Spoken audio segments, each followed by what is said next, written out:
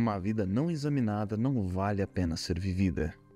Eu não sei vocês, mas me parece que hoje em dia nós estamos vivendo em uma espécie de mundo de várias certezas. Recentemente assistindo uma gameplay do Alan Zoka de Metal Gear Solid 2, nos momentos finais o jogador se depara com um discurso de um dos personagens falando sobre a era digital e como esse novo mundo deu tanta liberdade para quem teria algo a acrescentar de útil, como também abriu espaço para muitos ruídos, muitas pessoas falando besteiras, inverdades, fake news, enfim. Eu acho que isso já não é mais novidade pra ninguém a essa altura do campeonato, certo? Eu sou uma das pessoas que se deparou com constantes vídeos em plataformas como TikTok, que comportam vídeos curtos em geral, onde é encontrado milhares de vídeos com pessoas convictas de ideias que em primeira análise parecem inquestionáveis, seja por causa do tom, ou seja, a pessoa fala de forma a expressar autoridade, certeza inabalável, juntando com o estilo da edição, uma edição que ajuda a aprender quem assiste, mas que se você for parar pra analisar, será que é tão inquestionável assim? Não sei. Será que a forma, a abordagem que tal pessoa afirma ter sobre determinado assunto, tipo de pessoa, tipo de problema, estilo de vida é a única existente? Porque funcionou pra ela, funciona pra todos? E se não funcionar pra todos, o problema estará na pessoa que aprendeu ou executou aquela ideia, ou na ideia em si, ou no indivíduo que compartilhou essa ideia, se formos mais longe. Como se não bastasse, além de existir pessoas extremamente convictas em ideias que sim, podem ser indagadas, a mesma, por algum mistério, acaba se tornando uma referência para milhares, até mesmo milhões de pessoas que a defendem com unhas e dentes. Se você questionar, não é que você está exercendo seu papel de pensar de forma crítica. Você não pode questionar, duvidar, indagar ou até mesmo inocentemente perguntar, sabe? Como alguém que de fato quer conhecer, alguém que não sabe e precisa, sabe, entender, enfim, alguém que tá na ignorância. Se você pergunta, você pode até receber uma resposta do tipo, pera aí, tem que fazer essa expressão sem óculos, calma aí, não é pra ficar... Não é porque a pessoa, você faz a pergunta, né, o que é isso? Aí a pessoa olha pra você... Por um lado, é mais fácil você acreditar numa ideia, idolatrar uma pessoa, sem pensar muito só porque todo mundo faz ou acredita. É mais barato do que fazer o exercício de entender se o que alguém fala ou o que uma ideia prega realmente faz sentido para você. Se você concorda de fato, se há lógica, ou pelo menos entender que apesar da falta de lógica, você é honesto em admitir que continua acreditando naquilo. Que nós podemos relacionar, por exemplo, com religião, com alguma crença, alguma divindade. Às vezes existem fatos, eventos, elementos ali naquela divindade que não fazem sentido para nós humanos, mas que ainda assim não impede que várias pessoas acreditem por se colocar justamente na perspectiva daquela divindade. É certeza quase que para todo lado, fórmulas para todos os lados, formas de mudar de vida, amorosa, financeira, convicções teoricamente irrefutáveis sendo ditas por várias pessoas em diversos canais, porque sim, as opiniões são ditas primeiro para depois considerar conhecer o assunto da sua pseudo-opinião. Eu opino, depois eu entendo. You hate women. What? Será que em eras passadas, antes da Era Comum, não existia um cara que meio que percebeu isso na sua época? Apesar da tecnologia ter evoluído, de alguns novos conceitos políticos, identitários, étnicos...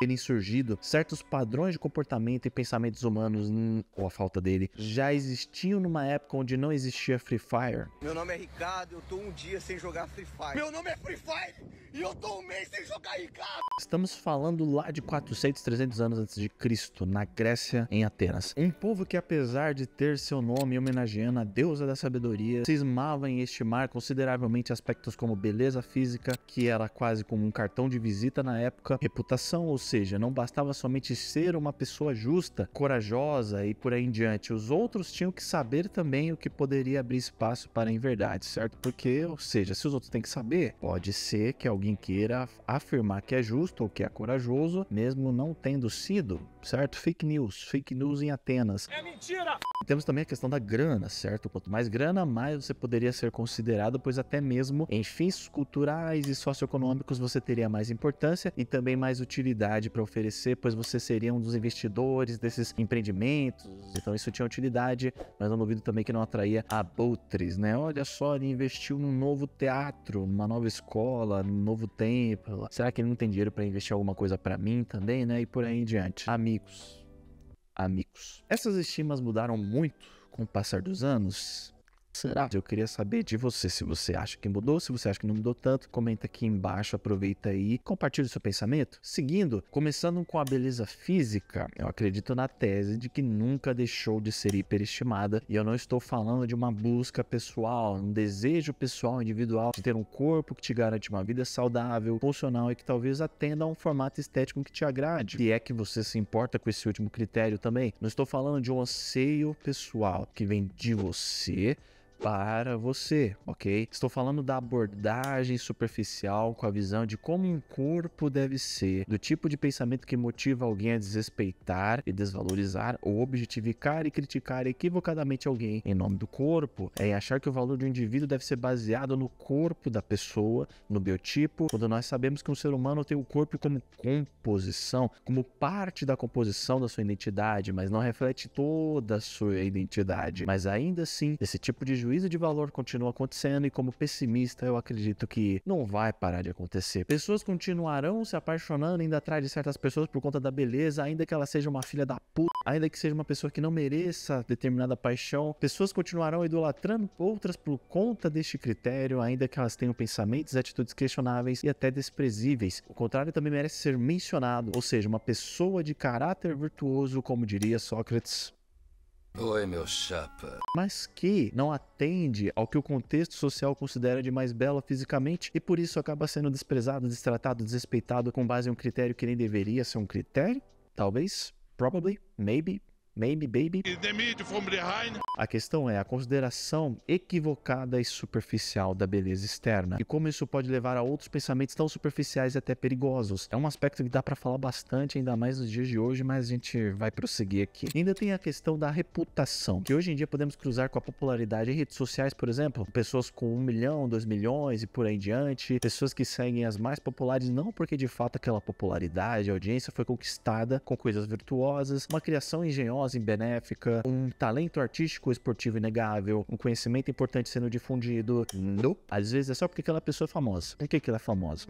Porque ela é, meu querido. Ou porque é famosa e bonita para um padrão geral, porque se for analisar o conteúdo em si, você se pergunta por que diabos as pessoas seguem aquela pessoa, mesmo que você não tenha a liberdade de seguir quem você quiser. É até uma redundância, uma obviedade falar isso, porque é óbvio, mas você olha e você fala assim, por que as pessoas seguem ela? Por quê? Why? Eu sei lá, porra. Às vezes, por que tal pessoa tem tantos seguidores mesmo sabendo que tal personalidade está envolvida em um monte de escândalos questionáveis, pessoas seguindo centenas de pessoas, não sendo capaz de acompanhar tanta coisa, mas seguindo porque as outras seguem, que tá todo mundo seguindo e é sobre isso e tá tudo bem. Será que tá tudo bem? Ou será que não? Ou também porque não é sobre seguidores, mas também sobre a grana que a pessoa tem e para alguns o valor alto que aquela pessoa provavelmente ganha é diretamente proporcional às virtudes daquela pessoa, ou a grana que aquela pessoa tem, teoricamente, já é merecedora da outra seguir ela, por exemplo.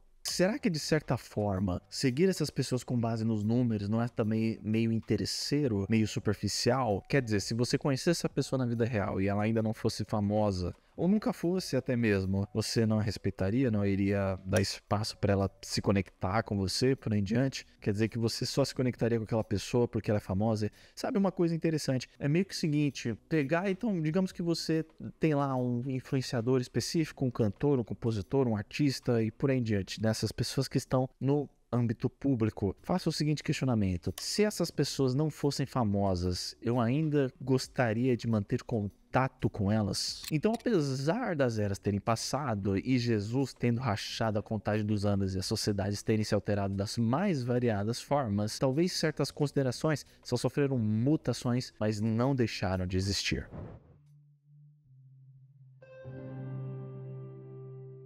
Quem quiser mover o mundo, que primeiro mova a si mesmo. Mas sem me estender mais, estou falando do icônico Sócrates, o homem que encerrou o que é conhecido como período pré-socrático e deu início a uma filosofia e uma linha de pensamento que claramente tem importante influência e reverberação até hoje. Afinal, nós ainda estamos falando dele. Estou falando dele agora mesmo para você. pois Sócrates vivia justamente em tempos com as características mencionadas, com uma pitada de tensão política para amargar ainda mais a vida dos atenienses. Afinal de contas, imagine a rivalidade entre Palmeiras e Corinthians. Algo semelhante, mais sanguinário, ocorria entre Atenas e Esparta. Isso tem impacto não só nos atenienses em geral, como até no destino do próprio Sócrates. Ele foi filho de Phaenaret, ou Paenaret, podemos falar assim, talvez. Correções, uma parteira, e de um pedreiro ou escultor, o Sofroniscus, só nome simples para você colocar no seu filho quando ele nascer. Apesar disso, e diferente de outros filósofos que conheceremos mais no futuro, ele não era rico, mas também não era muito pobre. Ele era classe média, baixa, talvez, podemos falar assim. Seu pai fez o possível para que, apesar das condições financeiras, o filho tivesse uma educação considerável, tendo Sócrates a oportunidade de estudar música, poesia, mas não só isso, como também desenvolver o seu histórico de atleta através da ginástica. Ou seja, o cuidado com a mente e com o corpo eram ambos importantes. Ambos os aspectos de um indivíduo eram ferramentas para a jornada da vida com suas distintas funcionalidades. Provavelmente, isso foi um dos ingredientes responsáveis na cabecinha de Sócrates,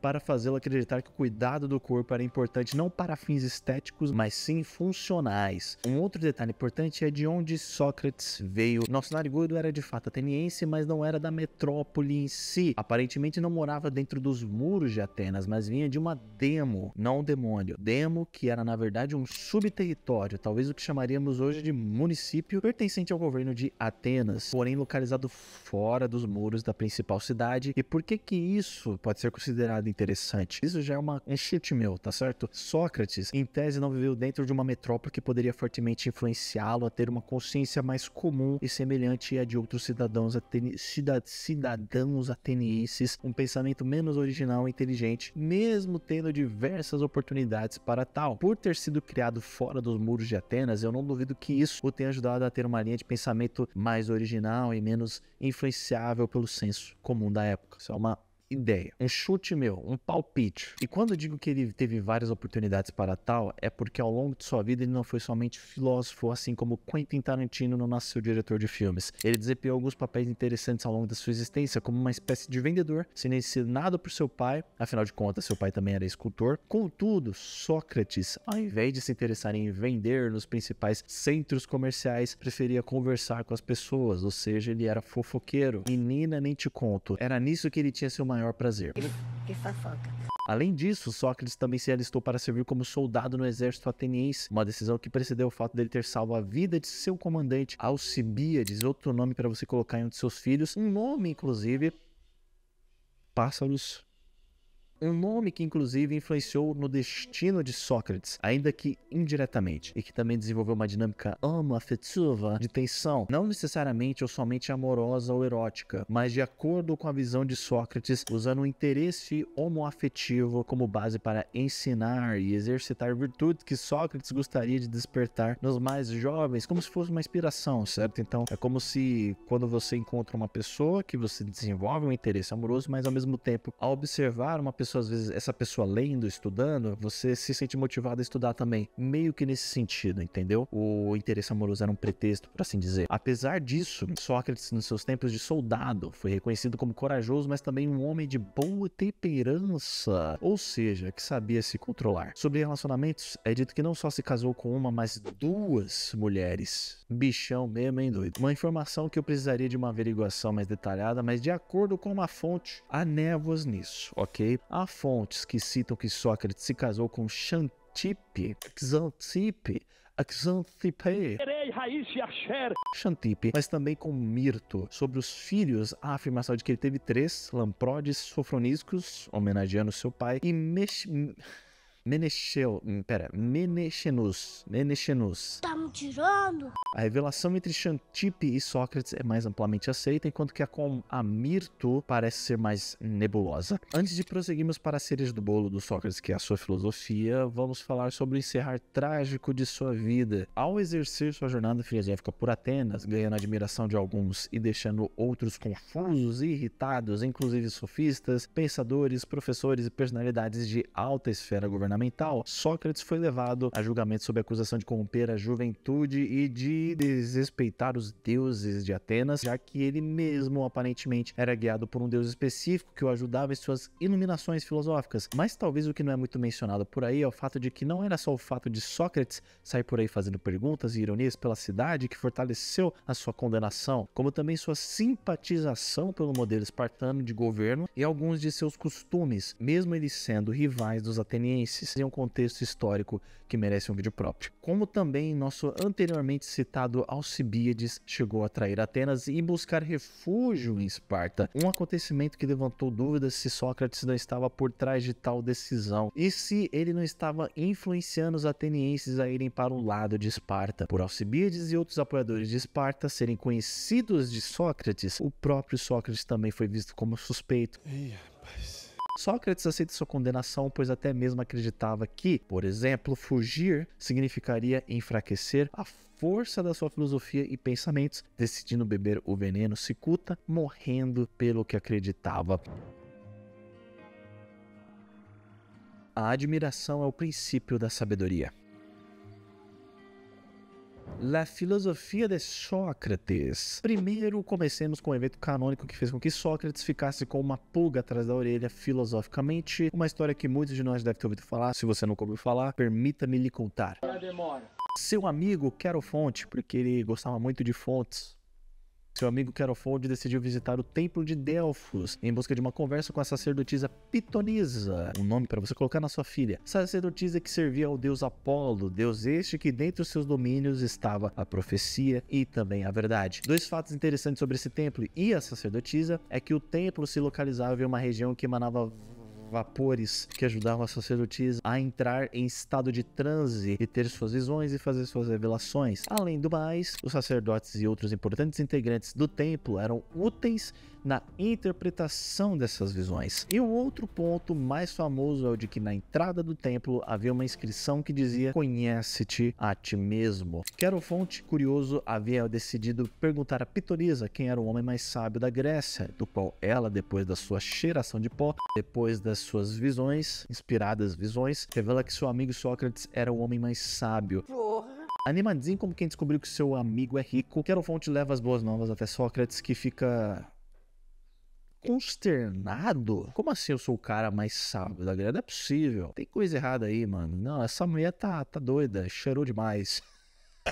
Com isso, Sócrates, motivado em querer provar que a oráculo estava errada, decide questionar várias pessoas essas consideradas sábias sobre diferentes assuntos, na tentativa de encontrar alguém mais inteligente que ele. Só que nessa sua aventura, nosso Chaves grego se depara com aquela sensação que todos nós provavelmente já tivemos, de que o que as pessoas pensavam, na verdade não era o que elas pensavam, somente idealizavam que sabiam de alguma coisa, se achavam donas de uma verdade e estavam convictas sobre o que acreditavam, mas na verdade não passava de ilusórias e efêmeras crenças. Acreditavam porque outros diziam que deveriam acreditar, porque estavam repetindo o que todos repetiam, mas eles mesmos não conheciam com profundidade suas próprias crenças. Isso os impedia de continuar acreditando? Os impediam de se acharem sábias e inteligentes?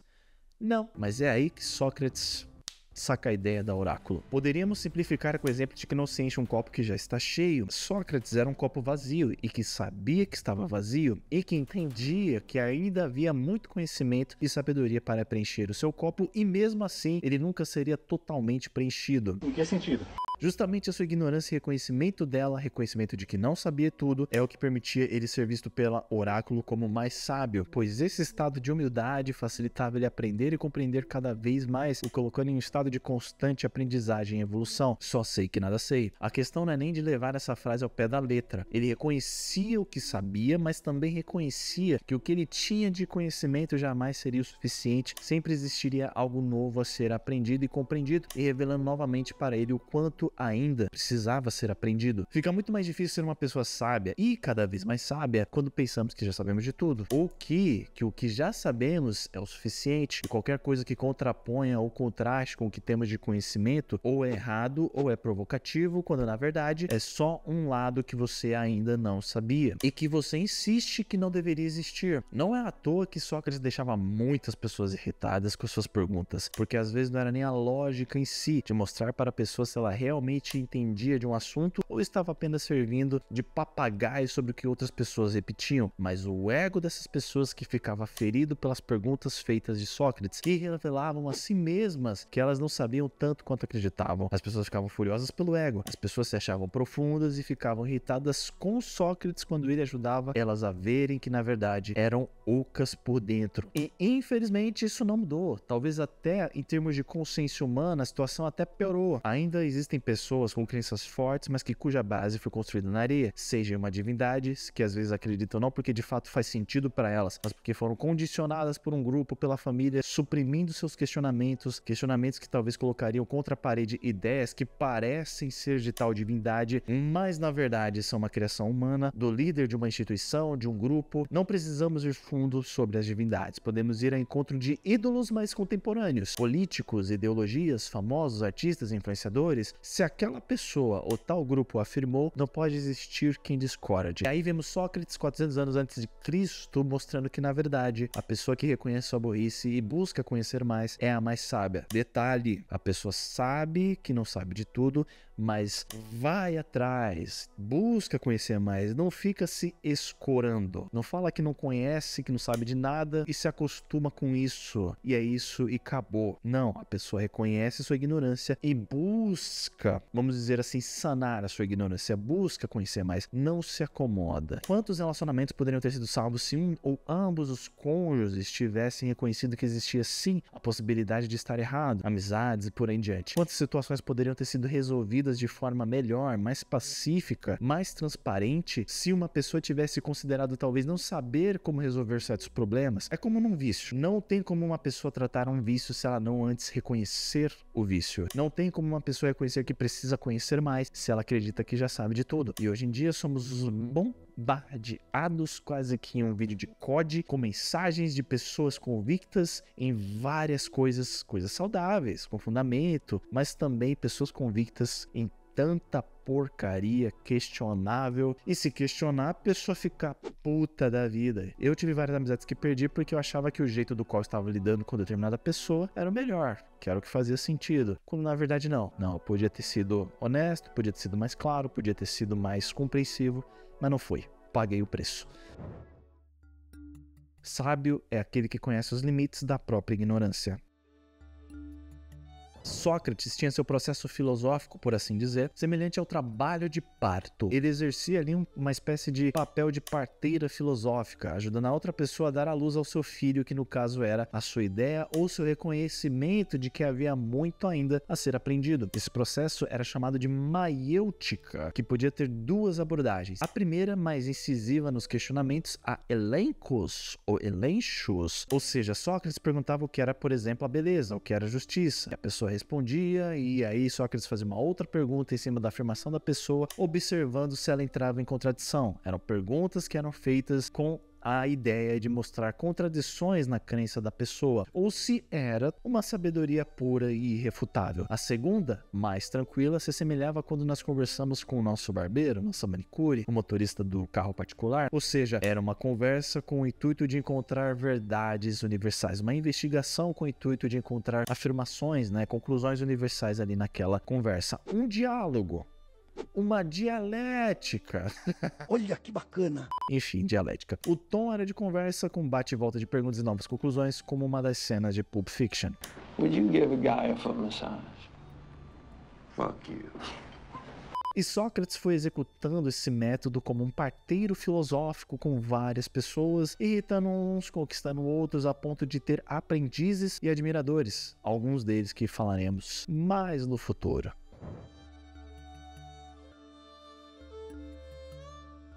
Não penses mal dos que procedem mal.